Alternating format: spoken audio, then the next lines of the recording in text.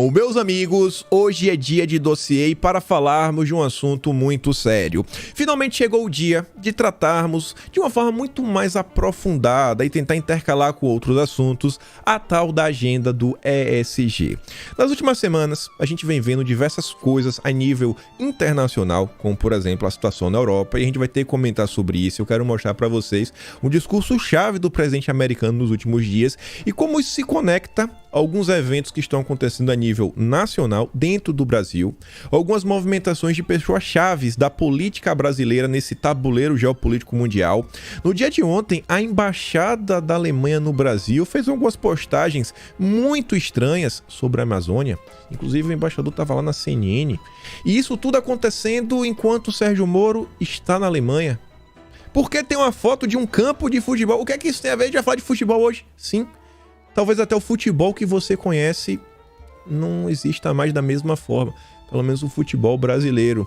E um jornalista que atualmente faz parte da Terceira Via, ele costumava falar que o mundo está sempre discutindo fronteiras e o Brasil está discutindo besteiras. E pessoal, talvez o Brasil que a gente conhece hoje em termos de fronteiras, né, de soberania nacional, talvez ele não exista num futuro bem próximo. E eu creio que estamos diante, né, este ano, 2022, estaremos diante de uma grande decisão. Não é apenas a questão de falar a volta do Foro de São Paulo, algumas coisas que as pessoas sempre comentam.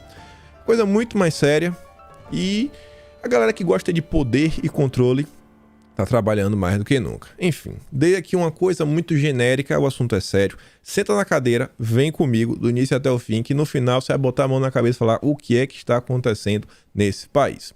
Vamos começar aqui por partes. Vamos só. Só uma postagem aqui introdutória, né, para desmentir o Sérgio Moro, porque é um absurdo, né, várias narrativas sendo criadas, mas ele estava o seguinte: enquanto Lula e Bolsonaro se acham salvadores da pátria, 100 milhões de brasileiros não têm coleta de esgoto e 35 milhões não têm água tratada. Saneamento básico é uma prioridade que só será levada a sério quando a gente sanear também a política. Aí você vê, né, esse ele postou ontem. Matéria do dia 15, investimento em tratamento de esgoto de água e esgoto crescem quase 1000% em um ano. O marco do saneamento que foi aprovado no governo Bolsonaro. O Moro ele devia estar preocupado com alguns senadores do PSDB, que são os seus aliados. Estes trabalharam contra o marco do saneamento. Mas o importante é lacrar e tentar desmerecer o governo federal. Mas vamos começar. Falei para vocês sobre o presidente americano. Esse aqui é a ponto de partida aqui do nosso vídeo.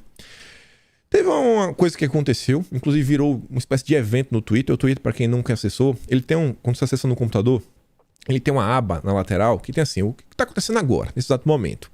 Quem acessava o Twitter assim, internacionalmente, se deparava com isso daqui, ó, que estava em alta no âmbito da política, né? Falando aí, ó, nova ordem mundial, tal, aí, maluquice, etc. E isso dizia, né, tinha relação com as falas do presidente americano. Haverá uma nova ordem. O que foi que ele realmente falou? Por sorte, temos o Rafa Glau no Brasil, ele traduziu todo o vídeo, eu não vou dar play no vídeo, eu vou trazer só as legendas, a transcrição aqui do discurso lá do presidente americano e a gente vai ver algumas coisas. Vejam só, acredito que estamos num ponto de inflexão na economia mundial, o momento atual, neste momento, a gente está em um momento muito diferente, não só na economia mundial, mas no mundo, que ocorre a cada 3 ou 4 gerações. Como a pessoa do alto escalão militar me disse numa reunião secreta outro dia, 60 milhões de pessoas perderam suas vidas entre 1900 e 1946. E desde então estabelecemos uma ordem mundial liberal. E isso não acontecia há muito tempo. De muitas pessoas, né, perdendo suas vidas, mas nem de perto desse caos. E agora é a hora em que as coisas estão mudando. E vai ter uma nova ordem mundial lá fora. E temos que liderá-la. E temos que unir o resto do mundo livre e segui-la. Eu acho muito difícil você ter realmente uma coisa só comandando todo mundo por diversas razões, não vou entrar aqui. Mas uma coisa que eu acho que fica bem fácil de entender é que, pelo menos, né, as democracias ocidentais, quando você pega assim Europa, né, América Latina, Central, Estados Unidos, esse grupo, né, Austrália, Nova Zelândia, sabe, até o Japão, é mais fácil de você unir, né, em torno assim, de um certo objetivo, em torno de certas ideias. E o pessoal quer unir. O restante do mundo aí meio que queria se desenhar de outra forma, a gente vem vendo isso acontecer. E agora as coisas a gente começa a chegar já no Brasil. E as coisas começam a se conectar ainda mais. Olha só. Não coloquei aqui a logo, mas essa matéria saiu no Estadão. Agenda ESG, né, em tempos de guerra. Olha as pessoas que escreveram. Que a gente vai ter que falar. Esse é o artigo que até quem escreveu é um segundo capítulo. A invasão russa na Ucrânia colocou em xeque o arranjo político-econômico internacional sofisticado, arquitetado e pactuado em Bretton Woods, a partir do qual nasceram, olha só, Banco Mundial e FMI. Vamos ler pro fim do começo. Ó. O Banco Mundial, o FMI, organizações que atuam no mundo inteiro, né, e dão certos direcionamentos de agenda e pautas, eles estão em xeque devido ao momento atual. Que é que o Joey falava, né? A gente está, né, num ponto de inflexão. Olha o artigo do Estadão. Tudo parece que ter ruído e se faz necessário debater e edificar uma nova fórmula. Uma nova ordem? Não sei. As dimensões do conflito mobilizaram as cúpulas das organizações mais importantes do mundo, da ONU à OTAN, da União Europeia ao Banco Mundial. Para o pessoal aí do Estadão que escreveu esse artigo, né? São as instituições mais importantes do mundo. Logo, a gente deve ter que obedecer essa galera, né? O que eles falam são as soluções mais sofisticadas que podemos ter para a nossa sociedade. E desestabilizaram o preço do barril de petróleo, cadeias de distribuição de serviços, produtos, commodities e o mercado como um todo. É nesse contexto que a agenda ESG, baseada em boas práticas de governança corporativa com responsabilidade ambiental e social, sofre testes severos. E aí continua. O ex-economista-chefe do FMI, o indiano, vamos chamar de Rajan, e também ex-presidente do Banco Central da Índia, enfatiza, na entrevista ao Valor Econômico, publicada esta semana, a necessidade de uma reengenharia global com o envolvimento das nações no processo de discussão. Mudar a engenharia global. Pois, sob seu ponto de vista, a ONU está sendo totalmente incapaz de agir neste caso. A ONU não está sabendo lidar, a gente vai ter que fazer o quê? Aumentar o controle da ONU, criar um novo órgão de controle, né, para direcionar, criação de diretrizes, agendas. Aí vem a matéria. No campo da governança, o G, do ESG, as instituições em gerais já sofrem impactos diretos e indiretos com as sanções aplicadas pelos Estados Unidos e pela União Europeia aos russos. Vale destacar o banimento dos bancos russos do sistema SWIFT. A gente já comentou sobre isso, que permite a padronização de informações financeiras e transferências de recurso ao redor do mundo. Você vê, ó, padronização, um controle, um sistema de regras, né? Compliance. Esta medida pode ter efeito bombástico no aumento da corrupção. Você ter banido os bancos russos do SWIFT pode aumentar a corrupção. Por quê? Na Rússia de Putin, aumentar os riscos às empresas que mantiverem relações comerciais com essas empresas russas. Rajan vê com extrema preocupação os riscos de colapsos em investimentos transnacionais globais que podem advir do enfrentamento de algumas nações como subproduto destas sanções financeiras, com complôs de umas com as outras. Por quê? Ainda não entendi muito. Ele vai explicar mais. Isto afeta a capacidade de transferir recursos para dentro ou fora da Rússia. Assim, o que mais preocupa são os meios de pagamento não usuais para empresas ou acionistas russos, sobretudo realizados em espécie ou criptomoedas. Olha a primeira maldade. Qual o problema? É que agora as transações financeiras, as compras e vendas, etc., pagamentos, não vão ocorrer debaixo dos olhos dessa galera. Eles não vão conseguir ver o que está acontecendo. E não dá para confiar nas empresas. Não dá para confiar nas empresas. Não dá para confiar em governos. Só as super instituições internacionais globais que atingem só essas podem olhar e bater o carimbinho. Ó, isso aqui é do bem, essa é do bem. Tanto que você vê qual o problema, qual o medo dele. Transações em espécie e criptomoedas. A gente vem vendo que, por exemplo, a Argentina passa por dificuldades econômicas. Recentemente, em acordo com o FMI. Qual foi o acordo da Argentina com o FMI? Colocar mais controle no âmbito das criptomoedas. E o que é que o pessoal fala tanto nas criptos, né? Os anarcocapitalistas adoram. É porque o Estado não consegue colocar as suas mãos, né? Não de forma fácil. Olha o cenário. O problema da corrupção é porque eles não estão controlando. Quando o controle sai, né, desses grandes grupos, aí a corrupção impera. O que pode acontecer fora das lentes do compliance, tá vendo? Esse é o problema. A gente não tá vendo. Cadê o compliance? E aumentar ainda mais o risco de corrupção.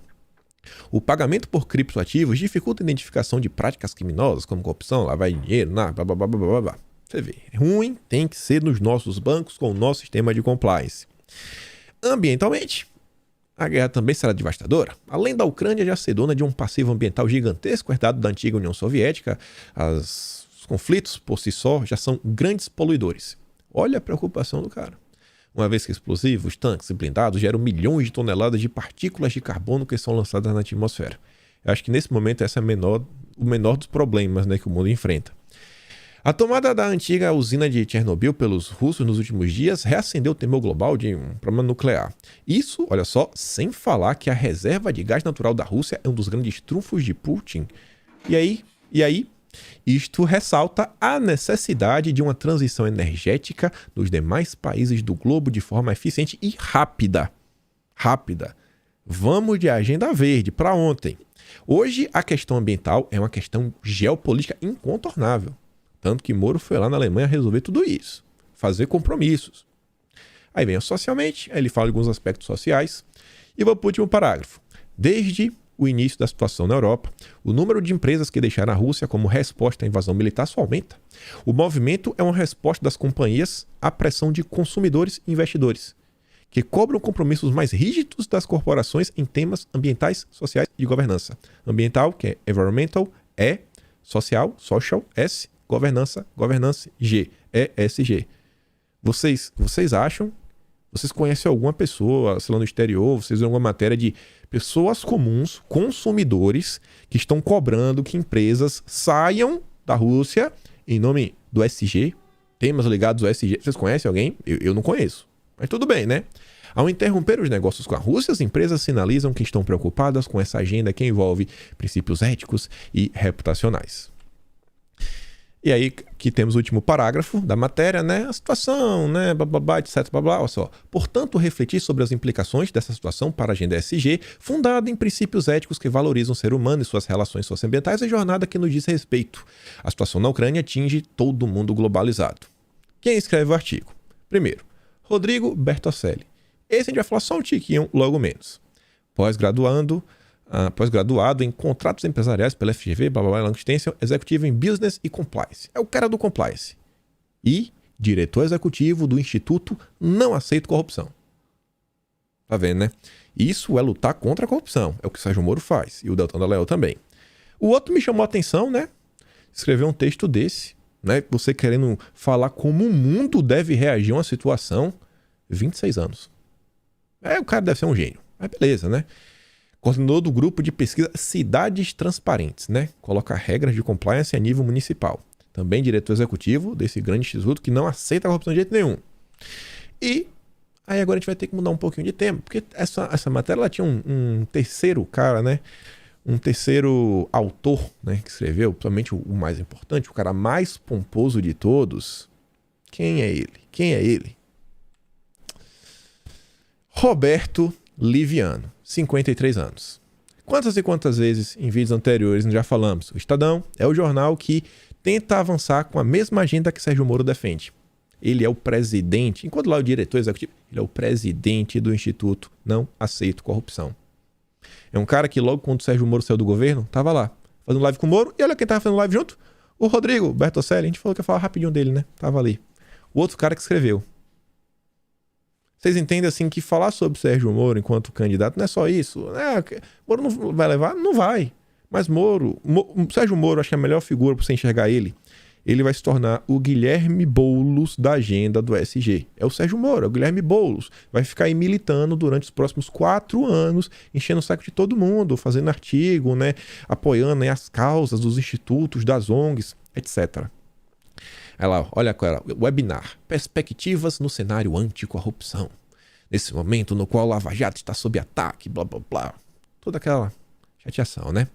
Ainda sobre o Roberto Liviano, olha só. Saída de Moro gera abalo no combate à corrupção, afirma o procurador Roberto Liviano. Quem traz a matéria? Vem pra rua. Né? O braço de rua aí da campanha do Sérgio Moro da terceira via. Roberto Liviano compartilhando o Moro. E o Moro tá divulgando o grande instituto Não Aceito Corrupção. Ó, lançou um canal para receber denúncias, blá blá blá. E diz, ó, seu apoio é fundamental para nós do instituto. Sua trajetória no combate à corrupção no Brasil nos orgulha. Tá bom. E o Roberto Liviano, o cara que escreveu esse artigo, aparece no Antagonista, né, o Jornal do Coração do Moro. Existe clareza do crime de responsabilidade do Bolsonaro. Sabe onde é que ele falou isso daí? Que tinha claro que Bolsonaro cometeu um crime? Aquela ligação do Cajuru. Por quê? Porque, você vê aqui, ó. As falas de Bolsonaro pressionando pela ampliação do objeto da CPI da pandemia e processo de impeachment de ministros. Vejam só, né? Agora você entende porque o Sérgio Moro ele nunca falou do consórcio Nordeste. O consórcio Nordeste, que tinha lá todos aqueles escândalos, né? Respiradores, Carlos Gabas, Moro nunca falou nada. O amigo do Moro aí, né? O Liviano, pressionar o Cajuru para ampliar o escopo, ir atrás, né? Dos escândalos, que inclusive a polícia, né? Já tinha feito busca e apreensão em diversos locais no Brasil. Não, isso não. A CPI da pandemia foi extremamente focada a só tentar achar alguma coisa, não achou nada no final da história. Não acharam nada. Vamos combater a corrupção, hein? Quer combater a corrupção? Vamos combater a corrupção juntos. Juntos. Beleza. Aí também faz várias lives. Fim do foro privilegiado. Aí aparece uma pessoa interessante, ó. Álvaro Dias. Você vê, né? Todo mundo junto. Todo mundo amigo do Roberto Liviano. E além disso, só pra não ficar enfadonho e longo, tem uma live que eu achei que tava compartilhando, olha só, Eliane Cantanhede, um dos nomes mais famosos aí do Estadão, né? Você vê a live promovida pelo Instituto Não Aceito Corrupção. Quem é que tá apoiando? O Estadão. Tem que ser o Estadão. E aqui tem algumas pessoas nessa live, né? Vejam como são as coisas. Vejam como são as coisas. E o que eu digo pra vocês, gente, Moro é igual ao Deltan Dallagnol, é igual a Álvaro Dias, né? É igual o pessoal do Podemos, é igual a MBL, é igual o João Dória, é igual o Grupo Lide, é igual a diversas coisas. E você vê essa galera que anda junto, né? Tem a tendência de pensar de forma muito similar. Se você entende como um pensa, é muito fácil você entender como todos os amigos também pensam. Aí você vê, né? A Eliane Cantanhede é fácil de entender, né? Pô, Globo News, Estadão, né? Defende essas pautas aí sensacionais, protegendo o meio ambiente como ninguém. Beleza, a gente risca essa aqui, já entendeu? Preciso explicar qual é a relação do Moro com Álvaro Dias? Acho que não, né? A gente tá em 2022, pô, me recuso. Helena Calmon, já falamos dela. O Roberto Liviano a gente já falou, né? O Sérgio Moro a gente precisa falar? Também não, né? E sobram dois. Peraí, Randolfo Rodrigues, o coordenador da campanha do Lula, fazendo live com o Sérgio Moro. O que é que tem a ver o Randolfo Rodrigues com o Moro? Não, acredito. Não, eu duvido que você vai me falar que eles são amigos. Duvido. E essa Helena Calmon, esse meu do STJ? Vamos por parte. Vamos começar primeiro com a Eliana, né? Matéria do Correio da Bahia. Correio da Bahia. Sérgio Moro convida a ex-ministra Eliana Calmon para a dobradinha eleitoral na Bahia. Da Bosta Faustinha, encontrei hoje a ministra que se destacou por seu trabalho pela integridade no Poder Judiciário. Você vê, a turma sempre anda junto, não é aleatório. Ninguém bate foto, né, com quem não gosta. Ninguém bate foto, ainda mais assim, pô, perto, né, ombro a ombro, lado a lado, 18 de novembro de 2021, sem máscara. Meu Deus, tem que gostar muito da pessoa pra ter essa confiança, Sérgio Moro. E o Randolph, né? Bom, Sérgio Moro tava ombro a ombro. O Randolph, a impressão minha, ele tá abraçado com o Deltan, abraçado, segurando o livro, né, do Deltan, a luta contra a corrupção, né? E esse sorrisão, o sorriso do Randolph, você ainda percebe, ó, que ele tá rindo de forma muito mais intensa quando ele tá abraçado. Quem não queria dar um abraço no Deltinha, né? Depois de tudo que o Deltinha fez no combate à corrupção desse país, né? Tá bom. E fiz questão de trazer uma matéria da extrema esquerda do Brasil, Diário do Centro do Mundo, um site que apoia o Lula. É um blog conhecido por ter ligações com o PT. Então, um blog petista, em 2019, petista, falava do coordenador de campanha do Lula, que é o Randolph Rodrigues, o seguinte, ó, vídeo, a noite em que Randolph, palavras do Diário do Mundo, laranja de Deltan, defendeu a Lava Jato ao som do violão de Caetano. O Diário do Mundo tá chamando o coordenador da campanha do Lula de laranja do Deltan. Mas depois, quando diz que Moro e Lula é a mesma coisa, o pessoal tá de maluquice. Em maio de 2017, Randolph Rodrigues foi à casa de Paula Lavigne, mulher e empresária de Caetano Veloso, explicar por que a saída do Janot da PGR em setembro podia ser o fim da Lava Jato. Randolph, palavras do Diário do Mundo, que chegou a ser citado em 2 delações premiadas da Odebrecht, era uma espécie de laranja da República de Curitiba. Matéria do UOL, em parceria com o Intercept, mostra a proximidade com os procuradores. O que foi que mais ou menos aconteceu? Matéria do Poder 360. Dallagnol usou o partido Rede para mover ação contra Gilmar Mendes no Supremo. Senador Randolph entrou com o recurso. Caso foi em outubro de 2018. Então você vê, né? O Randolph é um senador também que combate a corrupção como ninguém. Todo mundo em prol do combate à corrupção. Mas eu falei que a gente ia falar muito de ESG. ESG, Agenda Verde, né? Esses assuntos que estão acontecendo. Um assunto que preocupa. Fala de fronteiras também. E aqui a gente vai começar a falar disso agora. Uai, agora, mas pô, a gente tá aqui no campo de futebol, cara. Futebol, de novo, Moro. Pô, pensei que agora a gente ia falar de assunto sério. É sério, é sério. Mais uma vez, você não posta uma foto qualquer. Você acha que Moro ia pra Alemanha postar uma foto segurando a camisa de futebol à toa? Nem fui procurar quem são os donos, sabe, desse clube. Se esse grupo tem ligação com alguém, com alguma agenda, nem nada. Mas você tá vendo lá, né? O Moro foi conversar com a galera do futebol. Por que Moro teria esse interesse? O que tá acontecendo? Bom, olha só que interessante, né? Recentemente, e quando digo recentemente, foi semana passada, 15 de março de 2022, a XP e a empresa que o Moro trabalhava, Álvares e Marçal, avaliam La Liga brasileira em 10 bilhões de dólares. Em um momento de enfraquecimento da Confederação Brasileira de Futebol, CBF, que vive uma crise institucional após o afastamento do seu então presidente Rogério Caboclo, os clubes de futebol brasileiros se articulam para assumir o protagonismo. Você vê, né? No momento que as coisas estão frágeis, eis que surge uma solução. Aí continua, né? Representantes dos clubes ouviram atentamente executivos da Álvares e Marçal, a empresa do Moro, que o Moro trabalhava, do Banco de Investimentos XP e Javier Tebas, presidente da La Liga, Liga de Futebol da Espanha, que apresentaram uma proposta para a organização dos campeonatos nacionais a partir de 2024. Olha só. O projeto apresentado aos dirigentes avalia as duas principais divisões do certame nacional em 10 bilhões de dólares, sendo que o objetivo seria vender o produto em fatias. Nós seremos apenas os estruturadores. A turma do Moro vai estruturar esse projeto. Vai dar a cara, né? Os ares. E assim, né?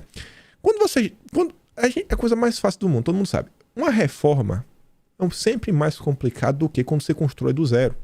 Quando você tem uma ideia onde você quer chegar, quando você já constrói do zero, né, você já edifica de uma vez só, é muito mais fácil de você conseguir emplacar, né, um direcionamento, uma coisa ou outra. Então, pegar do zero sempre é melhor. Não é fazer uma mudança, você vai estruturar um projeto. E olha só, pela proposta, a La Liga prestaria uma consultoria esportiva para a transição do modelo de gestão no Brasil. Enquanto isso, a XP seria encarregada de auxiliar na parte financeira. E a Álvares e Marçal, a ex-empresa do Sérgio Moro, auxiliaria na estruturação de um sistema de compliance e governança. Governança, SG. Quem vai fazer o SG da La Liga vai ser a turma do Moro. Tá, mas quais são os impactos disso? Qual o problema disso, etc. Tem o que de ruim? Bom, vou trazer outra matéria. Não consegui achar uma logomarca do site, mas deixei lá o link desse site. Como fica a proposta da La Liga nos clubes para a reestruturação do brasileiro? Tebas explicou como funciona o modelo de gestão da La Liga. Entre outras coisas, ele destacou a governança e a necessidade de compliance para verificar onde o dinheiro está sendo investido. Lá vai. O dinheiro, olha só, você vai investir o dinheiro para você colocar o dinheiro. Vai ser de acordo com governança e compliance. Não é lucro, não é governança e compliance. É que vai ditar os fluxos do dinheiro. E aí continua. A questão não é apenas evitar dívidas e manter os custos do futebol dentro do orçamento, mas também canalizar o dinheiro que será investido. Ou seja, parte do dinheiro arrecadado pela Liga, teria que ir para pagar investimentos em gramados, infraestrutura, beleza, quitar dívidas, dinheiro para marketing. Marketing. Tá sendo uma briga marketing. Beleza, porque marketing traz mais dinheiro, etc. O clube que não seguisse seria punido. Opa. Agora vamos falar, né? Punição. Vamos pensar o seguinte. Essa pauta SG, pelo menos esse nome social, né? Falam muito assim, instituição de empresas. O que é que eles debatem tanto, né? A questão das empresas tem a mesma quantidade, né? Homens e mulheres, Não sei se negócio do machismo, etc, blá blá blá, tititi. Também, né, eles consideram muita questão, né, da cor da pele, que é pra não ter nenhum tipo de preconceito nem nada. Você já pensou o clube de futebol, ele não poder contratar as pessoas que apresentam, sabe, um melhor rendimento em determinada área, desde o jogador até o preparador físico, até etc, porque ele não pode contratar o melhor. Ele tem que seguir algumas regras. Ele já contratou... Só de jogador já tem 11. Em geral são homens, né? Então vai ter que ter uma contrapartida, quem sabe, de mulheres. Se tiver algum jogador que, sei lá, às vezes o cara faz alguma fala na internet, né? Que ofende, sei lá, um grupo, alguma minoria. Já pensou? Você cria um sistema de regras e tudo mais e fala, esse jogador não pode jogar. Porque esse jogador ele não cumpre os requerimentos. Você olha, por exemplo, no âmbito do meio ambiente, da comida, essa pauta, nessa agenda, fala muito sobre a rastreabilidade do carbono. Já pensou em criar algo similar à rastreabilidade do jogador? Um jogador para entrar, ele tem que começar daqui, a colar, ter a carteirinha tal, isso, aquilo, outro. E para você poder passar e progredir, você tem que passar por sempre uma bateria de exames, tá com esquema, né, de tomar tudo em dia. Não tomou, não joga. Não tomou, não joga. A gente já tá vendo isso acontecer. Vocês estão entendendo o que eu quero falar. Então acho que vocês conseguem entender assim, possibilidades mil de como você consegue criar um grande sistema onde você, através do futebol, você está emplacando várias coisas. Já pensou, sei lá, dia do orgulho da galera que gosta de comer banana. Vocês sabem o que eu estou falando. Não, vai o dia do marketing. Cadê os clubes? Todo mundo vai ter que colocar. Pô, mas o meu clube, pô, tem uma história, sei lá. Vou pegar um clube aqui de cabeça lá, Portuguesa. Pô, pessoa da Portuguesa, sei lá, ligada à igreja, né? Portugal, etc. Pô, essa agenda meio que não casa, não. Ela liga, o compliance, a gente tem que seguir essas regras. Você vai ter que pegar uma parte do seu dinheiro e investir nessa agenda. Pô, mas essa agenda não é da minha galera, a gente... Não importa.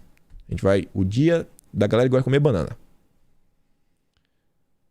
Não aguentam ver uma única cara, eles estão lá.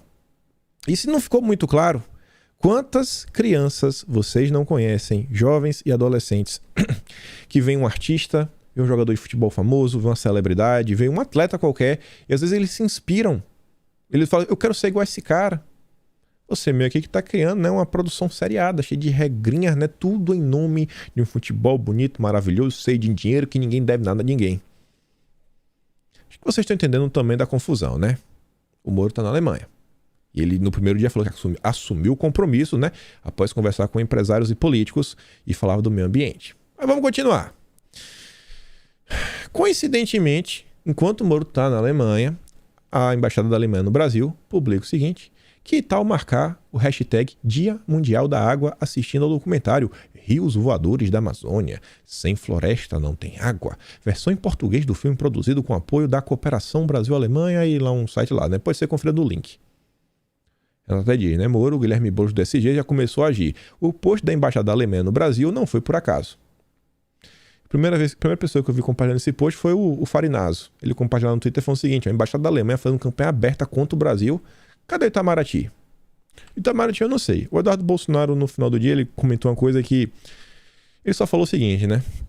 Prezada Embaixada, assisti 28 segundos do filme e já vi um probleminha, né? Os plânctons são notoriamente os maiores produtores de oxigênio da Terra. Logo, né, eu acho que não é muito adequado falar que a Amazônia seria o pulmão do mundo. A gente até entende, né? Mas você vê em 28 segundos de filme, se você concorda ou não com o Eduardo Bolsonaro, você não sabe nada de ciência. Se você é um cientista, você sabe disso, né? Mas, vejam só, nos primeiros 28 segundos tá falando que a Amazônia é o pulmão do mundo. Mas não paramos por aí. Peraí que tá fora de ordem, quero mostrar isso aqui primeiro. Olha só isso daqui.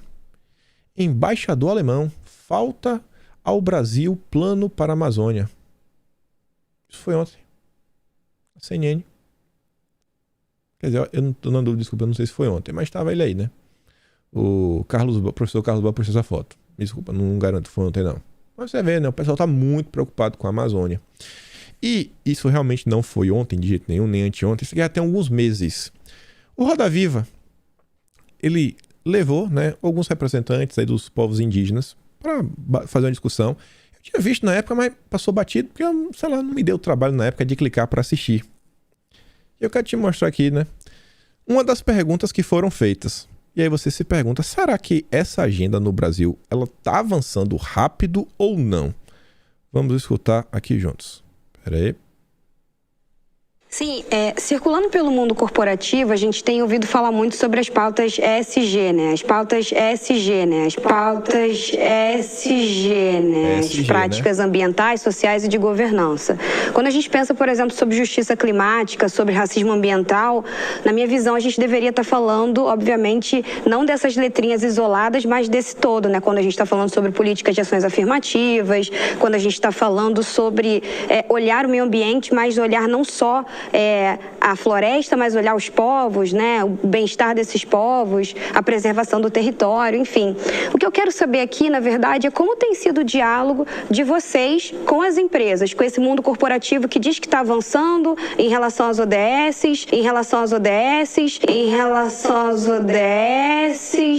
né? Que são os Objetivos de Desenvolvimento Sustentável, a agenda das ESGs, que são essas práticas ambientais, sociais de governança, de diversidade e inclusão. Vocês sentem que tem havido diálogo entre as empresas e os povos indígenas? Você vê, essa agenda, até a preocupação com os povos indígenas, eles possuem. Olha o tipo de pergunta inteligentíssima, né? Capciosa. Eu acho que era a última coisa que eu esperaria ouvir vendo o Roda Viva. Não por nada, eu falei, cara, ESG, eu não sabia que tinha tantas preocupações assim. ESG, né? ESG.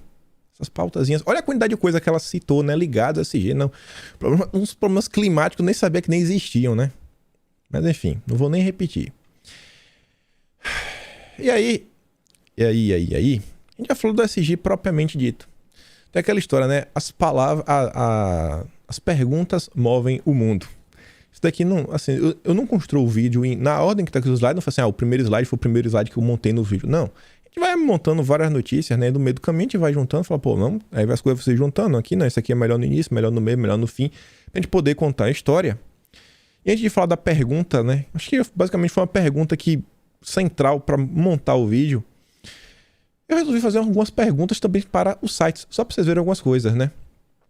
Fui lá na Folha de São Paulo perguntar, né? ESG. Fui lá perguntar na busca. Você vê que tem 689 artigos. Recentemente, né? É um número considerável. Quando você vê a Veja, 104. Você vê que não é um tema que a Veja se debruça tanto, né? Tanto para a Veja. Até porque não é um tema tão velho. Desculpa, não é um problema tão velho assim, né? É um problema recente na história da humanidade. Quando é que o ESG surgiu? Mas beleza. Opa, deixa eu mostrar isso aqui primeiro. Aí eu fui no Globo. O Globo eu não consegui ver quantas matérias tem no total. Mas, quando eu fiz a busca, que tinha sido em torno de umas... Isso aqui também deve ter sido em torno de 1 hora da manhã no Brasil, né? Quando a matéria foi publicada. Porque eu pesquisei no Brasil umas 4 horas da manhã. Só hoje, no Globo, só hoje tem 7 artigos sobre ESG na manchete. 7 na manchete, só no Globo. 7, o maior jornal do país. Se você lendo ou não, é o jornal que mais tem assinantes no Brasil, é o Globo. 7. Será que esse tema aqui tá... Nossa, precisamos avançar com isso a todo custo? E como eu digo, né, que o Estadão é o jornal que avança com as agendas, né, que o Moro tanto gosta. O Estadão tem 1.660. 1.660 artigos. Inclusive o nosso primeiro artigo que a gente comentou no vídeo hoje é do Estadão. 1.660. Dos mais diversos âmbitos. Ligado à economia, ligado à educação, ligado à saúde, ligado a tudo. SG é tudo. É tudo. Tudo. Até para salvar os índios, a SG tá no meio. No vídeo também ela falou de umas palavras interessantes, né? ODS. Lá no finalzinho ela falava. 3 vezes mais, basicamente, do que a Folha de São Paulo. Vamos continuar. E aí que me veio a pergunta, tem uma coisa que eu nunca me fiz. Aquela pergunta mais básica. Como que o ESG surgiu? Ontem a Yara ela tinha feito uma thread no Twitter, eu não vou trazer a thread dela completa. Quero só destacar alguns pontos. 2 coisas que ela trouxe. Uma foi essa pergunta. Eu falei, cara, essa pergunta é interessantíssima. Entender quem foi o gênio por trás dessa agenda. Aí ela trouxe o conteúdo da matéria. Eu fui trazer a matéria bonitinha, né? Pra ninguém ter dúvida. A matéria da grande imprensa, da Exame. Ninguém vai duvidar. De onde surgiu o ESG, né? Tem que dar um prêmio Nobel pra esse cidadão. O termo foi cunhado em 2004. Ou seja, não tem nem 20 anos. Em uma publicação pioneira de quem? Banco Mundial, em parceria com o Pacto Global da ONU. Olha o Banco Mundial lá do artigo, o primeiro artigo do Estadão que a gente começou a falar. Tinha que ser, né? Um ser humano comum não tem capacidade para isso. Tinha que ser um Banco Mundial com a ONU. Sim, tem que ser inteligente assim. E instituições financeiras de 9 países. Ah, deve ser por isso que o ESG, né, ele está tão atrelado ao mercado financeiro. O dinheiro, né, ajuda a direcionar muita coisa, ajuda a controlar muita coisa, ajuda a impor muito controle, mas beleza. E olha como é que se chamava o artigo na época, né? Who cares wins? Quem ganha quem se importa. O documento é resultado de uma provocação. Ah, mas não foi isso. Tinha uma cabeça por trás. Esse pessoal montou essa publicação com base em uma provocação do então secretário-geral da ONU, Kofi Annan. A Ilona Zabonde comentou no vídeo ontem. Vou mostrar hoje rapidinho só de novo. Ela, agora, estava fazendo parte de um conselho recém-criado que vai auxiliar o secretário-geral da ONU. Aqui vocês podem ver o poder de um secretário-geral da ONU. O cara provocou, só deu assim um belisco, vai! Pronto, SG. Olha como o mundo tá hoje, sensacional. A Amazônia, a gente vai salvar os índios. Com uma provocação. E ele fez uma provocação a 50 CEOs de grandes instituições financeiras do mundo, né? A proposta era obter respostas dos bancos sobre como integrar os fatores SG ao mercado de capitais. E aí, a Yara, ela trouxe outro dado interessante, sempre olhando para a situação nacional. Em 2021, uma parceria foi montada dentro da agenda da ONU no Brasil, onde a proposta é monitorar empresas dentro da agenda sustentável. Quem faz isso? A Rede Brasil do Pacto Global, entidade ligada à ONU, lançou o Observatório 2030. Como é que Sérgio Moro falou, né? Não sei porque Bolsonaro queria que o diretor Lozabó era só um órgão consultivo, não fazia nada. Bom, um órgão consultivo ainda dá pitaco. Imagina um observatório, não faz quase nada, né? Não tem para que ter medo. Pacto Global da ONU lança iniciativa para monitorar ESG nas empresas. Para acompanhar a evolução de empresas em seus compromissos públicos relacionados ao ESG, né? A Rede Brasil do Pacto Global, entidade ligada à ONU, acaba de lançar o Observatório 2030, iniciativa de monitoramento da agenda sustentável corporativa. Como que nós vamos salvar os índios? Já te conto, ó. O observatório vai observar e monitorar os compromissos relacionados a temas prioritários para a rede. Como vamos salvar os índios? 3 temas prioritários para salvar a Amazônia. Equidade de gênero, equidade étnico-racial e ambition net zero, ligado ao clima, né? 0 emissões de carbono. Esse aí tem realmente tudo a ver com a Amazônia. Os 2 primeiros eu não sei muito bem como é que estão colados nisso, né? Mas esse daqui faz muito mais sentido olhando pro futebol, né? Olhando pro futebol, a gente falou. Álvares e Marçal, compliance do Campeonato Brasileiro. Já pensou o time do Flamengo? Ih, rapaz. Bom, o do São Paulo... Não ia fazer uma piada com o do São Paulo, vou ficar quieto, né? Tudo bem. E aí lá no vídeo lá atrás no vídeo, da Roda Viva, a senhorinha falava do ODS, você lembra? Fiz uma pergunta lá para os povos indígenas, pergunta sofisticadíssima. Não, e aí como é que você vê essa questão do SG, do ODS? E eu fui lá naquele site do Pacto Global Rede Brasil. Liderança com impacto. Tentando trazer para o Brasil e até olhar para as eleições. Eu falei, né? Acho que a gente está diante de um momento decisivo, né? Não é só questão de se falar a volta do Foro de São Paulo, os comunistas no poder, se o Lula voltar. Não, talvez a gente pode estar diante de um cenário onde esse tipo de agenda, você pode analisar se você acha que é boa ou ruim, pode avançar muito mais rápido ou não, né? Eu acho que se a terceira via compor com a esquerda, com certeza isso daí vai avançar muito rápido, muito rápido. E lá na Pacto Global, né, eu fui vendo uma das lideranças me chamou a atenção. Me desculpa, não tento pegar no pé das pessoas, mas Ulisses Sabará. E é um nome assim, cara, muito bonito, né? Me lembra vatapá, né? Da Bahia, adoro comer vatapá, saudades, anos sem comer. E eu vi aquela letrinha, ó, ODS, exatamente que tá na Roda Viva. O Ulisses Sabará, presidente do Grupo Sabará, é o porta-voz Vida Terrestre ODS 15. Aí você vai ler a descrição. Ulisses lidera uma empresa brasileira com mais de 60 anos no mercado que vem alinhando sua operação aos ODS. Em 2016, foi reconhecido como um SDG Pioneer entre mais de 600 inscritos de 100 países ao redor do mundo. Porque ele foi escolhido de tantas pessoas inteligentíssimas? Porque ele teve uma atuação sensacional como mobilizador da Agenda 2030. Para avançar com a Agenda 2030. E aí nós temos que falar, né, do sistema. Tem uma foto mais bonita pra representar o sistema. Tá pequenininha, mas tá lá em cima, ó. João Dória, Sérgio Moro, né? Você vê até a faixa que o Moro usa é vermelha, né? Ave Maria. Se ele pudesse, era vermelha mesmo, né? Se ele já fosse presidente, ele pediu uma faixa vermelha igual a essa. Tem uma foto tão boa pra representar o sistema, igual esses dois. Principalmente esse sistema, né? Bonito, cheiroso, da ONU, super inteligente, prêmio Nobel. Vamos falar um pouco disso, né?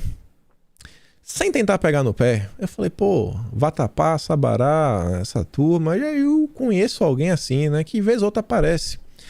E você vê, esse ano a gente tá diante de um ano de eleições. Muita gente aparecendo, muita gente aí tentando abraçar esse discurso de direita, super conservador às vezes, né? Que você fala, nossa, meu Deus, esse cara agora tá defendendo o Bolsonaro como nunca. O cara passou anos calado sobre o governo, não dava um pio. Sabe, as maiores crises acontecendo, o Brasil, sei lá, às vezes entrando no buraco, a economia às vezes sofrendo porque a imprensa soltava as matérias sem pé nem cabeça, ninguém ajudava a desmentir, só a tia do Zap. E a galera parece vai ser candidato, tudo mais. Não tô falando que é esse caso aqui, né? Só tô botando no ar. E aí eu vi lá a matéria, né? Falei, pô, não é possível, mas um sobrenome desse, né? Um sobrenome bem único, Sabará. Aí fui lá olhar, né? Quem é Felipe Sabará? Conheço o candidato novo à prefeitura de São Paulo. Falei, pô, não é possível que é ele. Aí fala o seguinte, Felipe Sabará é herdeiro do grupo Sabará. É brother lá do Ulisses, né? Não sei se é tio dele, se é conhecido, mas tem alguma conexão. Obviamente o Sabará é menino novo. Não tem como ditar a regra, né, na império da família. Não senta na janela. Mas Sabará, eu tenho certeza que se ele quisesse, ele ia servir de exemplo, né? Pra bater nessa agenda, porque ele tá de perto, ele tá vendo. Ou até pra falar bem dela, né? Já que a empresa é uma referência. A empresa informa que usa produtos certificados vindo da Amazônia. Acho que o Sabará será uma pessoa muito boa para bater nessa pauta. Ainda mais que o Sabará, a gente comentou isso recentemente, sem tentar pegar no pé. Ele tá tentando, né, se aproximar lá da campanha do Tarcísio, junto lá com o Garfo, né? A galera aí que a gente conhece, fica assim, não sei, né? E o Sabará também é um cara que é amiguíssimo do Caio Coppola, do Vinícius Poit. Quando ele tentou ser candidato, ele apagou a foto. Mas Sabará, eu sei que você clicou sem querer na hora de apagar, mas eu salvei pra você. Depois, se você quiser me falar, você pode bater um print da tela. Ó. Entre a direita e a esquerda existem os liberais, que trabalham de forma inteligente para construir um país que vá pra frente. Se só faltou botar assim no final, ó, e que luta pela ESG. Mas tudo bem, né? E aí eu quero comentar as coisas com vocês também, sem pegar no pé. Vocês percebem assim, né? Tem alguns momentos no Brasil, tanta coisa acontecendo, e tem uma galera que só aparece na hora de brilhar. Na hora de vir realmente assim, destacar algumas coisas que eu creio que são importantes, fica calado. Eu acho que ficou bem claro, né, que o ESG, essas questões todas, tem ligações com a ONU, tem ligações com a Agenda 2030. E olha só isso daqui. Olha isso aqui. Câmara, isso aqui foi a Câmara Municipal da cidade de São Paulo, aprova projeto pioneiro que coloca a cidade de São Paulo na Agenda 2030 da ONU. Quem teve essa ideia maravilhosa, né? Maravilhosa, eu ia falar mirabolante, não, maravilhosa. Foi esse grande deputado, Caio Miranda, eleito pelo PSB, Partido Socialista Brasileiro, que agora que o Alckmin tá junto com Lula, formando essa grande aliança pela democracia. Caio Miranda Carneiro. Sabe quem foi que ajudou a eleger esse Caio Miranda Carneiro? Outro Caio Miranda. Caio de Arruda Miranda. Mas ele é conhecido como Caio Coppola. Coppolinha, inclusive, foi assistente parlamentar do Caio Miranda. Vocês já viram o Caio Coppolinha? Vocês já viram o Coppolinha em algum momento, cara? Quando essas coisas acontecem falar? Isso é um de eleição, pô, um ano importante. São pessoas que fazem coisas, sabe? Conseguem influenciar.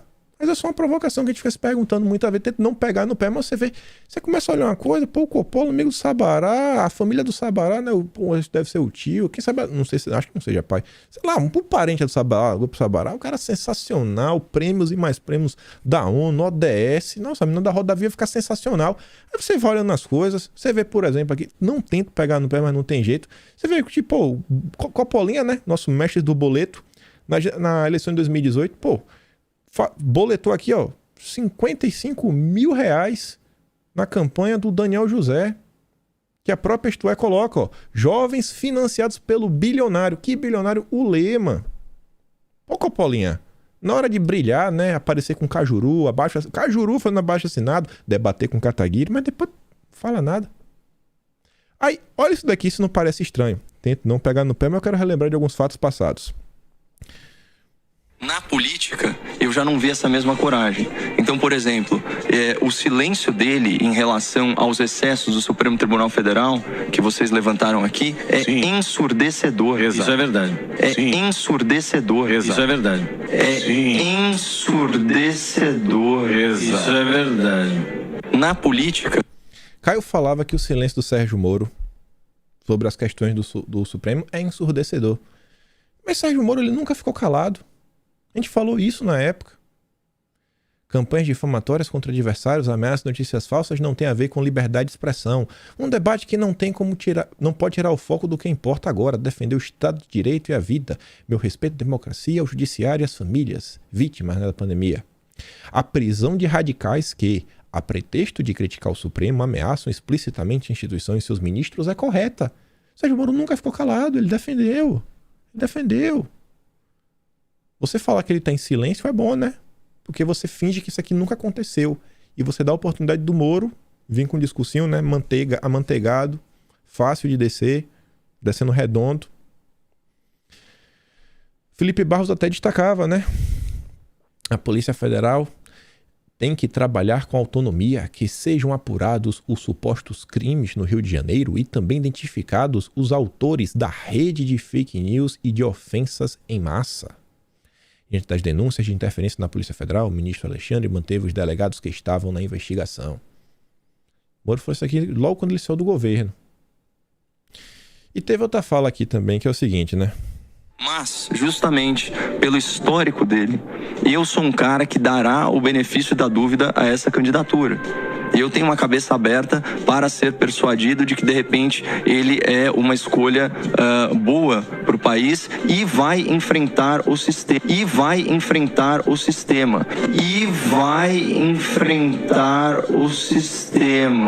Nós precisamos de um candidato que enfrente ele, o Dória e o Mandetta. Calma lá. O cara tá brincando. Não, mas vocês estão falando do silêncio. O pessoal do Pânico foi até brincadeira. Tu tá tirando, né? Que ele vai combater o sistema. Ele vai combater o sistema. Junto com o Dória e com o Mandetta. Isso aqui, inclusive, foi um pequeno compilado de fotos, né? Ilona Zabó, FHC, Jorge Soros, Moro, Ilona Zabó e Santos Cruz e Moro. Esse cara vai combater o sistema. Esse é um ano de eleição. Esse não é ano de eleição. Ano de eleição. Com certeza aí toda essa turma, né, defende esse tipo de agenda. Se você for a favor, tá aí. Se você não é, você não é, né? Você é a favor ou contra, tu não pode escolher um lado. Eu acho importante esse ano de eleição, mais do que nunca, as pessoas terem, sabe, um conhecimento maior de quem são as pessoas, né, que participam do tal debate público nacional. Entender por onde as coisas vão, por onde as coisas não vão. Porque diante de tudo isso daqui, né, você ainda vê, ó, que eu comentei, Ilona Zabó é nomeada para conselho de assessoria ao secretário-geral da ONU. A gente viu, não é só com uma pequena provocação que o secretário-geral da ONU fez. A gente tem que escolher quem a gente quer eleger esse ano de forma assim bem específica. Um exemplo de uma notícia bem recente, já voltado para a Europa.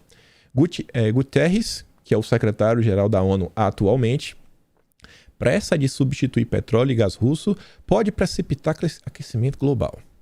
Posicionando-se contra esse tipo de tragédia, Guterres lembrou que o movimento atual deve servir para pisar no acelerador em direção a um futuro de energias renováveis. Tem que pisar no acelerador com tudo. Na sua mensagem, Antônio Guterres instou as economias mais desenvolvidas e as emergentes a fazerem cortes significativos de emissões de gases, inclusive acabando rapidamente com a sua dependência do carvão, combustível fóssil mais poluente, e responsabilizando as empresas privadas que continuam a apoiar o seu uso. Você vê, no mundo a gente está lidando com tantos problemas, com tantas situações. Recentemente, o ministro da Agricultura da Alemanha, a gente trouxe a matéria em vídeo, ele falou que ele está olhando para o mundo, um cenário, ele está dando assim, um problema ligados à fome, meio que como certo. Ele acha que a fome vai ser um problema no futuro muito próximo. Imagine a fome a nível global. E o cara está falando, né, em responsabilizar empresas que apoiam o uso. Cara, assim, está no momento tentando fazer as coisas, sabe? Não, vamos respirar, vamos tentar fazer sua economia pegar tração. Mas o Moro vai combater o sistema, viu? E vai combater a corrupção. Imagina a terceira via. Vocês acham que os candidatos do MBL, que atualmente, né, em um ato de nobreza, um ato de nobreza. Ganharam aí, né, para fazer parte do conselho que vai administrar o Parque Ibirapuera sem salário.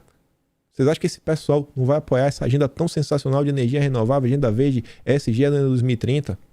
Vocês acham que os candidatos do Podemos, alinhados aí ao lavajatismo, acho que não vão? Todo mundo apoia isso daí, né? Isso aqui é o único caminho, cara. Temos que salvar a Amazônia, salvar os índios. Moro reclama de ser escanteado de debate sobre a terceira via, né? Tá aí meio chateado. Isso aqui não é porque o pessoal tá contra ele, não. Isso aqui é só porque eles não querem que o Moro seja o candidato à presidência. Quer que ele venha como vice do Dória, vice da Simone Tebet, ou então candidato ao Senado. Mas tá lá. O Moro tem demonstrado incômodo com a ausência do Podemos. Segundo relatos feitos à CNN por lideranças de partidos de centro, o presidenciável tem se queixado do fato de não participar das últimas discussões entre dirigentes do MDB, PSDB e União Brasil, que estabeleceram o mês de junho como prazo para definir se haverá uma candidatura única da chamada terceira via. E aí que a gente entra no nosso último ponto. Temos aqui a foto, né? Do mais bonito de todos, na chuva, né? Enfrentando uma tempestade. Bonorinho. Jair Messias Bolsonaro. Mas antes de falar dele, Rodrigo Maia agora é tucano. Rodrigo Maia. Oh, quem poderia imaginar que o Maia é um tucano? Landru ainda diz, né? Esse sujeito passou 2 anos sabotando o Brasil. Agora fica ainda mais claro, mais escancarado o motivo. A Joyce se orgulhou, né, de ter resolvido, né, esse embate, essa pequena briguinha que o Moro tinha com o Rodrigo Maia, essa desavença. Fizeram as pazes por causa da Joyce. Olha quem também foi para o PSDB. Alessandro Vieira, rapaz. O cara aí que protocolou a PL 2630, a PL das fake news. Defende o combate da corrupção como ninguém. Defende a Lava Jato. Você vê como são as coisas, né? Toda essa turma tá aí, em 2022. Essa é a tal terceira via. Me pergunto qual a diferença deles pro Lula. Não sei mesmo. E aqui temos, né, o glorioso Diogo Mainardi. Esse daqui, cara, é o melhor de todos. Eu que vou fazer campanha pelo voto nulo no segundo turno, tô ferrado, porque quantos que dizem que 11%, eu acho, né? Não é o suficiente para ter um peso político muito grande. Eu que vou fazer campanha pelo voto nulo no segundo turno, tô ferrado, porque quantos que dizem que 11%, eu acho, né? Não é o suficiente para ter um peso político muito grande. 11% não faz um peso político muito grande. Pô, peraí. Temos que ser um pouco coerentes.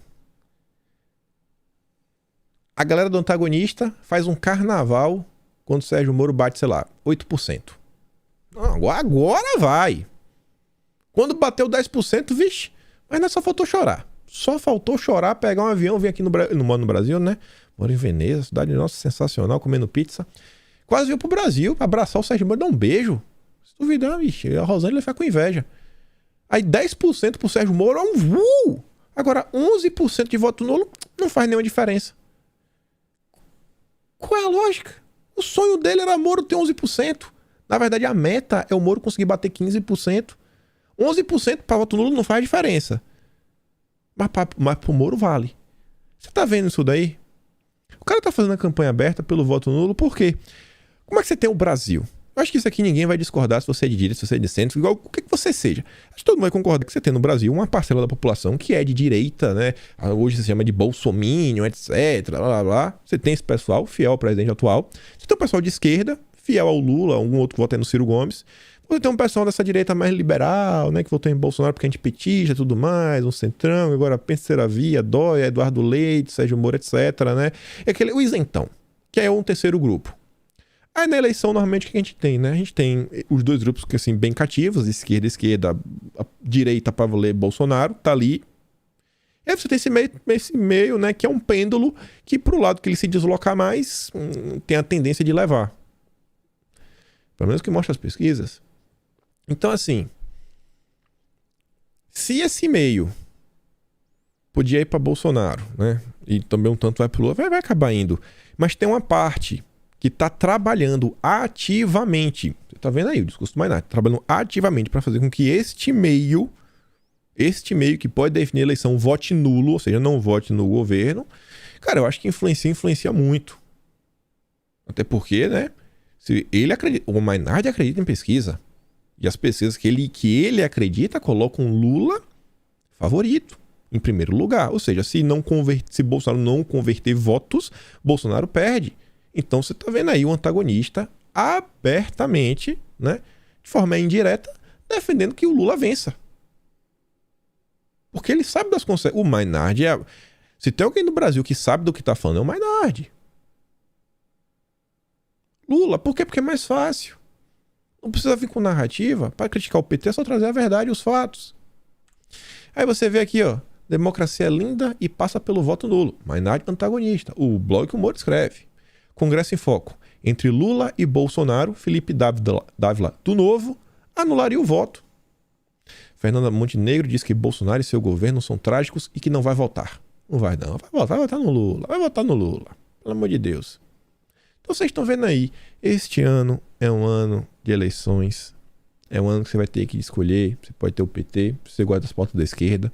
Se você gosta desse tipo de pauta que a gente acabou de comentar, né? Vocês estão vendo alguns exemplos no âmbito do futebol, no âmbito da Amazônia, dos índios, etc. Né? O que a gente pode ter. E a gente acha também um ano que tem que cobrar as pessoas posicionamento, né? Um pouco assim, sei lá. Já que você realmente, fulano, ciclano, beltrano, você é um cara mais à direita, cara, eu acho que... Gente, assim, na boa, eu entendo as pessoas... Eu entendo um cara que trabalha com entretenimento, ele ficar meio em cima do Moro. Porque o negócio dele é entretenimento. Ele não quer dar muita opinião, quer ficar assim meio quieto. Mas quando você vê uma pessoa que trabalha com assuntos relacionados à política, principalmente quando é comunicador, e neste momento o cara não tá deixando claro, eu entendo que ele tem que ter um jornalismo factual e tudo, mas eu acho que tem alguns... Eu acho que ele dá pra fazer um aceno. Ah, boa, dá pra fazer algum aceno. Então assim, eu acho que mais do que nunca. Tá muito claro o que é que espera o Brasil, né? A depender dos resultados da eleição de 2022. Acho que tá muito claro, muito claro. Eu realmente acredito nisso daqui, cara. Eu realmente acredito que Bolsonaro não é tão inteligente. Ele mesmo falou, eu acredito nele. Mas ele pede a Deus coragem para decidir. Prefiro um cara burro igual a Bolsonaro, com Deus no coração e Deus acima de tudo. Tem muita gente que prefere os técnicos. Se você é um cara técnico, super inteligente, você tem a turma da terceira via. Um leque de variedades. Se você gosta da esquerda, também tem um leque de possibilidades aí, né? Lula, Ciro Gomes. Se bem que tu tem Lula e Ciro Gomes, né? Eu prefiro um cara que tem Deus no coração e reconhece que não é tão inteligente assim. E pra gente fechar o vídeo, só aqui com pequenos momentos, né? Que eu sei que as pesquisas mostram que o Lula tá vencendo de disparada, mas como eu sou um pouco teimoso e eu fico assim meio chateado às vezes que a Globo não... Como é que eu posso falar, né? A Globo não mostra. Tem coisa que a Globo não mostra como foi nas eleições de 2018. Eu vou mostrar aqui primeiro esse momento, né? Aqui tá meio invertido, mas tá de boa.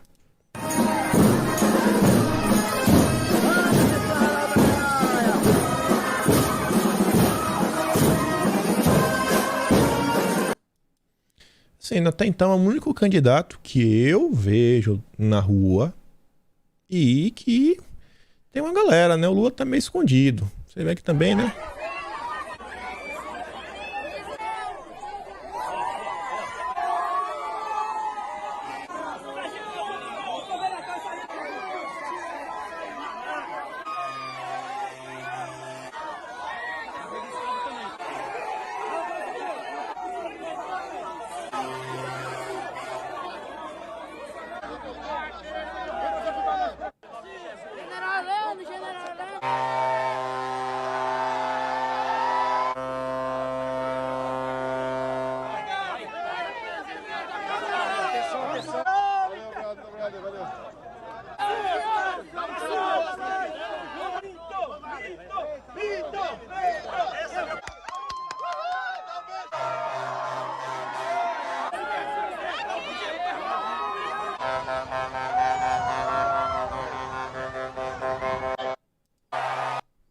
Tá aí, né? Não ganha, perde pra todo mundo no segundo turno, mas pelo menos tem nas ruas. Seria muito interessante de também ver, né, o Moro, o Lula, todo mundo passeando entre a população.